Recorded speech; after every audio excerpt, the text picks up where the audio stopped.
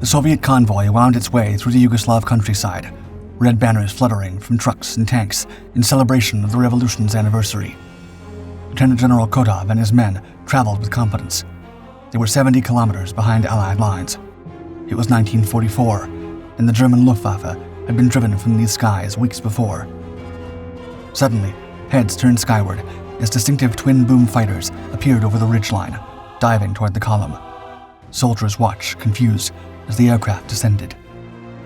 Some men began waving their red flag skyward, attempting to signal their identity. The aircraft locked on, showing no signs of veering off. The lead fighter's nose erupted. 20mm cannon rounds tore into the lead vehicles. Kotov's command car exploded in flames. A few miles away at Niš airfield, the alarm klaxon wailed. Captain Koldunov sprinted toward his Yak-9. Soon, the Soviet fighters came screaming toward their attackers. Through his gun sight, Koldunov froze. It didn't make sense at all. It wasn't the Black Cross of the Luftwaffe. Instead, he saw an unmistakable and supposedly friendly white star of the U.S. Army Air Force. From confusion to chaos. In 1944, the Eastern Front spilled westward as Soviet forces from the Third Ukrainian Front surged into southern Yugoslavia. Fresh from liberating Bulgaria, Lieutenant General Grigory Kotov's 6th Guards Rifle Corps received new orders: transfer to the 57th Army and pivot towards southern Hungary.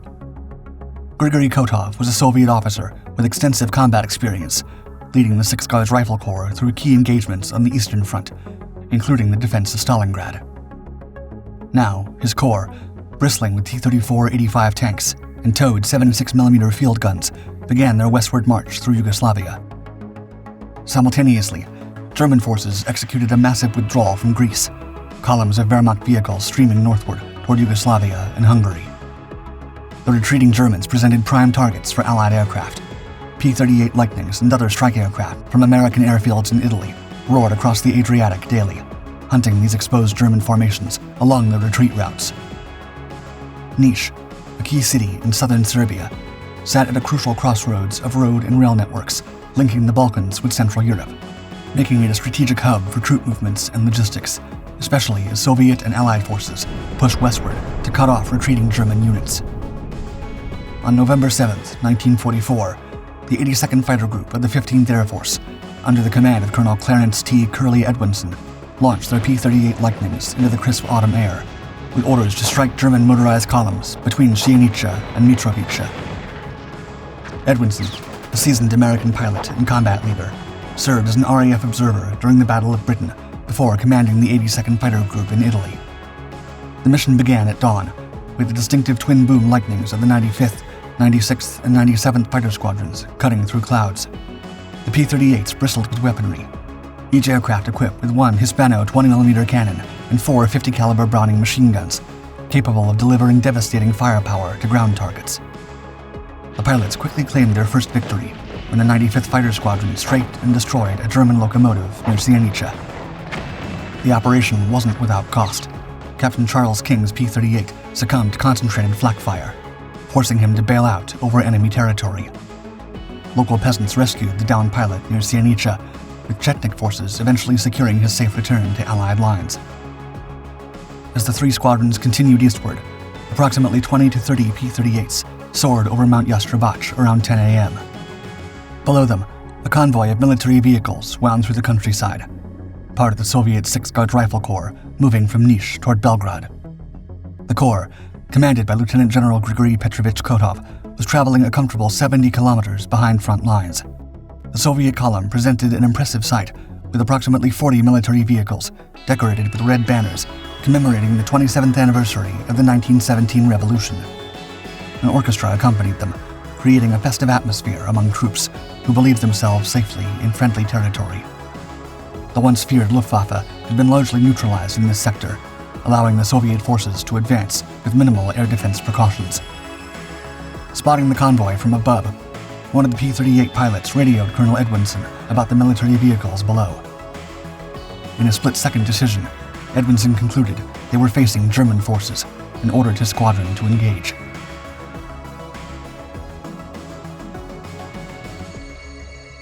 the bright white star.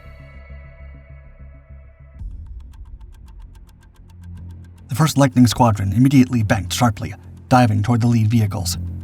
The P-38s, capable of speeds exceeding 640 kilometers per hour in a dive, screamed toward the ground. The Soviet troops watched in confusion as the aircraft approached. Many initially believed they were witnessing German reconnaissance aircraft, specifically the Focke-Wulf FW-189, which bore some resemblance to the American P-38 Lightning. Both aircraft had a twin-boom configuration with twin tail fins, a central nacelle housing the cockpit, and a similar wingspan, making them difficult to tell apart from the ground in fast overflights, especially under combat stress and poor visibility. Suddenly, the P-38's noses erupted with fire as they unleashed their combined firepower. A heavy thump of the 20mm cannon, complemented by the staccato roar of the 50 caliber machine guns. This confusion quickly gave way to panic as the first strafing run tore through the convoy's lead vehicles. Soviet soldiers scrambled for cover as 1,200 rounds a minute hammered their positions. Vehicles burst into flames as high-explosive rounds found fuel tanks and ammunition stores. Some soldiers pointed urgently at the white stars on the aircraft fuselages, suddenly realizing these weren't German attackers, but Allied planes. Their signals went unheeded as the Lightning Squadrons continued their assault, methodically working their way down the convoy. Desperate Soviet troops waved red banners frantically, attempting to signal their identity to the American pilots. The P-38s, executing textbook strafing maneuvers, pulled up sharply after each run before banking around for another pass. As one Lightning dove from the sky, Lieutenant General Kotov's command vehicle, near the front of the column, became a prime target. The first bursts of machine gun fire ripped through the air, tearing into the Soviet vehicles below. Kotov, the seasoned veteran of the Eastern Front, never had a chance. The Soviet forces, though caught off guard, weren't defenseless. Anti-aircraft guns were hastily brought to bear, and orders went out to launch Soviet fighters from nearby airfields. But the damage was already done. Within minutes, the attack had claimed 31 Soviet lives and wounded 37 more.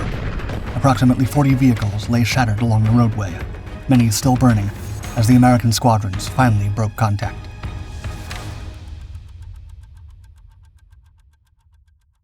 If the rumor is true.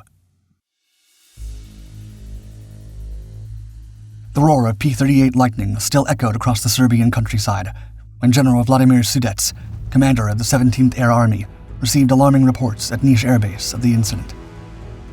Sudets, a Soviet air commander, served in key roles during World War II, including deputy commander in the Soviet-Japanese border conflicts, the Winter War, and later commanding the 4th Long-Range Air Corps during Germany's 1941 invasion, before leading the Volga Military District's Air Force and the 17th Air Army from 1943. In his mind, the distinctive twin-boom silhouettes attacking Soviet ground forces could only mean one thing. German Focke-Wulf FW-189 reconnaissance planes had penetrated deep into Soviet airspace. Sudets gave the command at 1 p.m. to scramble all available fighters. His order sent pilots of the 866th Fighter Aviation Regiment racing toward their aircraft. Men who moments before had been listening to a political training speech now sprinted across the tarmac toward their Yakovlev Yak-9 fighters.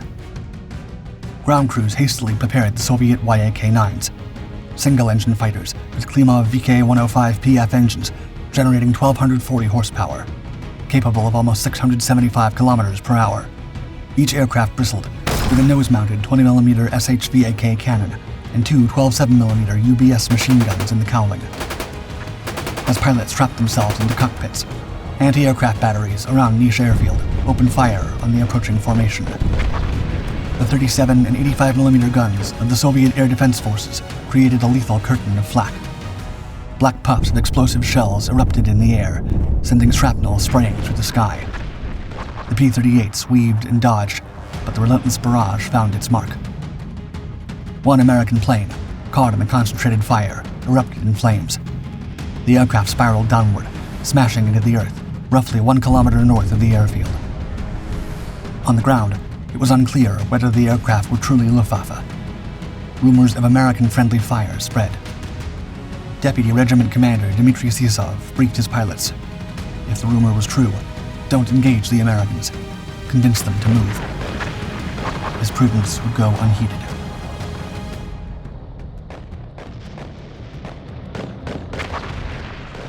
More friendly fire.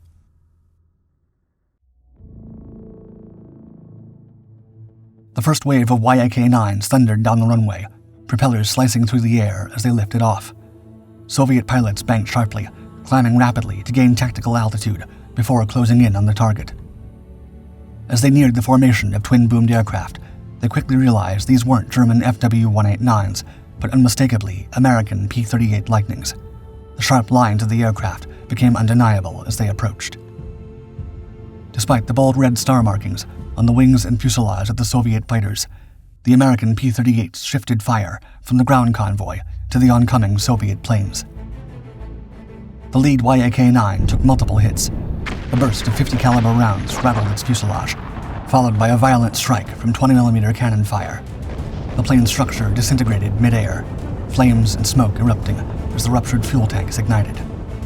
The Americans, now at approximately 500 meters altitude, formed a defensive circle above Niš.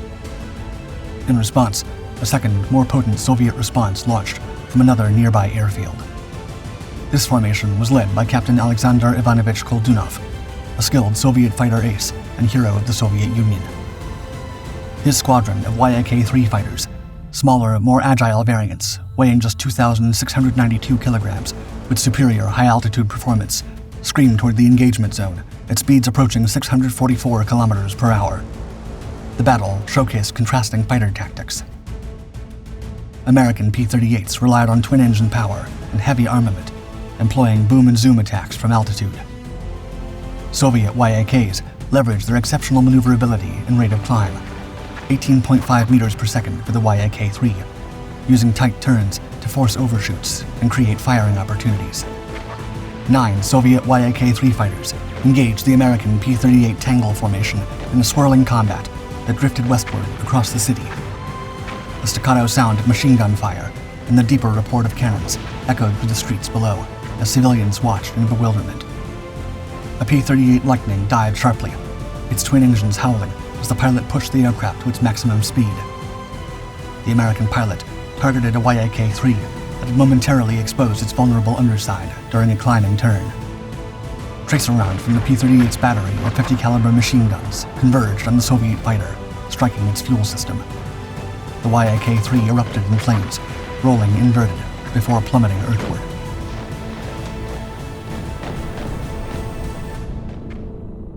Red stars versus white stars.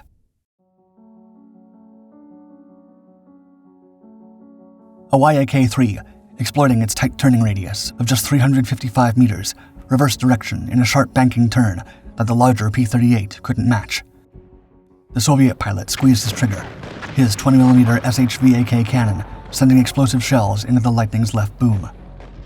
The P-38's control surfaces shredded, sending the American fighter into an unrecoverable spin. 2 P-38s executed a scissor maneuver against a pursuing Yak-9. The first Lightning broke hard right, while the second broke left, forcing the Soviet pilot to commit to one target.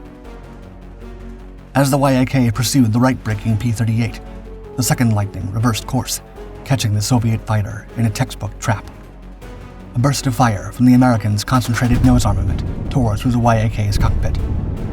But Soviet pilots responded with their own coordinated tactics.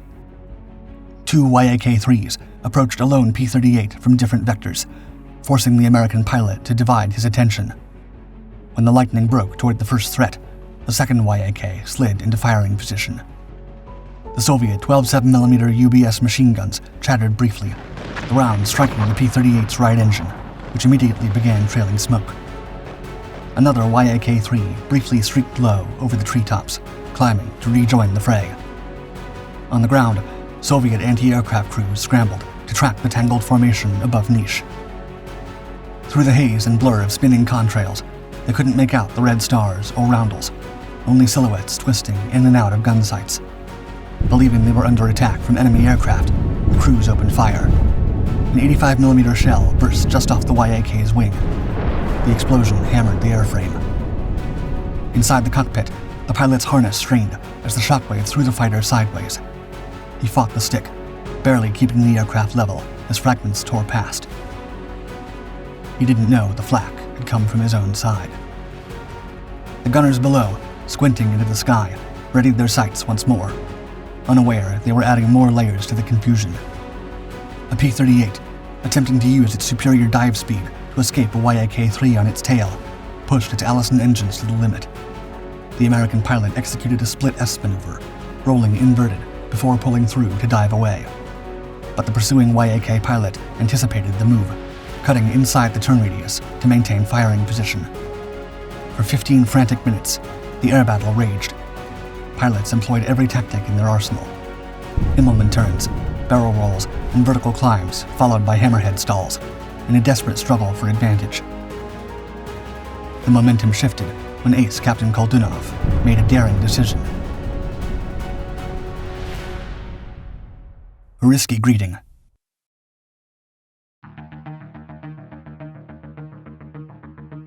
Rather than continuing the lethal exchange, he maneuvered his Yak dangerously close to the lead P-38, deliberately exposing himself to potential fire. At extreme close range, less than 50 meters, he gestured frantically to the American pilot, repeatedly pointing to the prominent Soviet red star emblazoned on his aircraft's fuselage and wings. The American pilot, suddenly recognizing his error, rocked his wings in acknowledgement and ceased firing. This signal rippled through the American formation as pilots recognized the Soviet markings. The P-38s began breaking contact, using their superior speed in level flight to create separation. But just as the engagement appeared to be concluding, a second wave of P-38 Lightnings appeared over the mountain range south of Niš. This fresh formation, seeing aircraft maneuvering at combat speeds, began positioning for attack runs. Quick-thinking Soviet pilots rushed to intercept, deliberately flying close enough to display their national markings prominently. The Americans, realizing they were engaging friendly forces, veered off and exited the area, narrowly averting further needless destruction. As the sky cleared of combat aircraft, the tally of the unprecedented Allied versus Allied air battle emerged. Soviet forces had lost 4 fighters, a combination of Yak-3s and Yak-9s, while American losses totaled 2 P-38 Lightnings, though these counts would be a matter of debate for years to come. The surviving aircraft limped back to their respective bases, some trailing smoke from battle damage. A P-38 with a damaged right engine struggled to maintain altitude, its pilot nursing the wounded machine back toward Allied lines. 2 Yak fighters with bullet-riddled fuselages and damaged control surfaces executed precarious landings at Niš airfield, their pilots fighting for control until their wheels finally touched down. Colonel Koldunov, whose daring flying had helped end the confrontation, circled the airfield once before bringing his Yak-3 in for landing. His aircraft bore the scars of multiple 50 caliber hits along the wing root and a cannon shell hole through the tail assembly. As his fighter rolled to a stop on the runway, ground crews rushed forward to assess the damage to man and machine.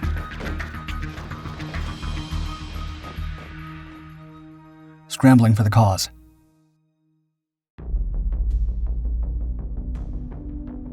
A curtain of secrecy immediately began descending over the incident.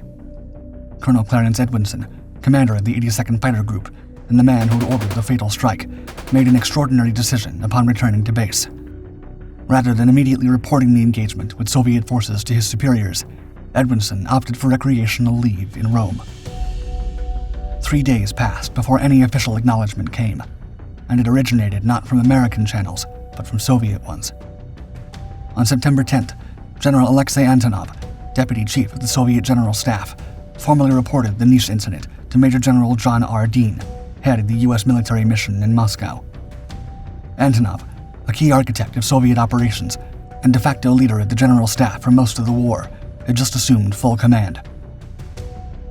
Meanwhile, Dean, America's senior military envoy in the USSR, had been at Stalin's side for key briefings on Operation Overlord and post-war planning.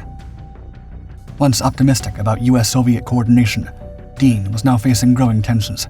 In the report, Antonov wrote, quote, "The attacks of the Lightning fighters ceased only when Captain Koldunov, risking being shot down, approached the American leading plane closely and demonstrated the identification signs of his aircraft." Antonov's account claimed 27 American P-38 Lightnings had participated in the attack, nearly doubling the number involved, according to the Americans. This inflated figure suggested either genuine confusion amid the tension, or perhaps a deliberate attempt to escalate the gravity of the incident. The American investigation moved swiftly. Edmondson was quietly reassigned stateside following the inquiry. Colonel Leyberg, reviewing gun camera footage from the incident, made a troubling discovery. The red stars adorning Soviet vehicles were clearly visible in the footage. Moreover, radio transmissions captured during the engagement included an urgent exclamation, quote, "They're Russians." Despite these apparent warnings, the attack had continued. The official American explanation claimed their P-38s had been targeting German forces on the Skopje-Pristina road, but had mistakenly engaged Soviet forces near Niš, approximately 90 kilometers from their intended target. For experienced combat pilots operating with navigation equipment, such a substantial navigational error strained credibility. Another American explanation suggested the P-38s, flying at low altitude, had difficulty distinguishing Soviet and German vehicles. While Soviet units did occasionally operate captured German vehicles as trophies, the notion that an entire motorized column could be misidentified solely on this basis seemed implausible. A joint American-Soviet investigation established clear operational boundaries on November 26th, creating distinct zones where each nation's aircraft could operate without risking further encounters. On December 14th, American Ambassador W. Averell Harriman formally apologized to the Soviet Union on behalf of President Franklin D. Roosevelt and General George C. Marshall. The United States offered to send liaison officers to the Third Ukrainian Front to prevent further incidents. Stalin rejected this proposal, insisting instead on establishing a strict demarcation line indicating boundaries for Allied air operations.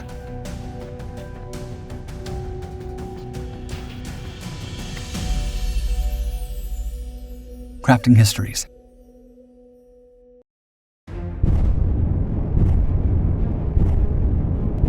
Both superpowers concealed the incident from public knowledge during and in the aftermath of the war. Rather than acknowledging American involvement, the Soviet Union attributed General Kotov's loss to enemy aviation.